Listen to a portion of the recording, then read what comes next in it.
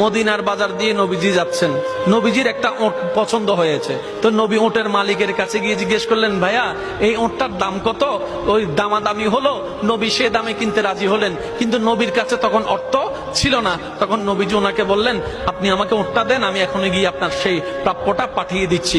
ওটের মালিক ওনাকে ওটটা দিয়ে দিলেন।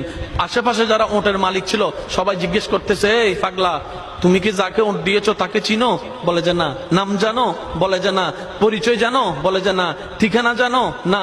তো তুমি যে ওটটা দিয়ে দিলা, উনি যদি ওটার টাকাটা না ফাটায় তখন তো তুমি লসের মধ্যে চলে যাবা। সে ওটের মালিক বলে, এত সুন্দর নুরানি চেহারাওয়ালা কখনো বাটপার হতে পারে না, কখনো চিটার হতে পারে না, কখনো মিথ্যুক হতে পারে না। ওনার চেহারা দেখেই তো আমি ওট বিক্রি করার আগে মনটাই বিক্রি করে দিয়েছি, মনটাই বিক্রি করে দিয়েছি, মনটাই বিক্রি করে দিয়েছি। তোমরা যাই বলো, আমার মন বলে উনি আসবেই আসবে, টাকাটা পাঠাবে পাঠাবে।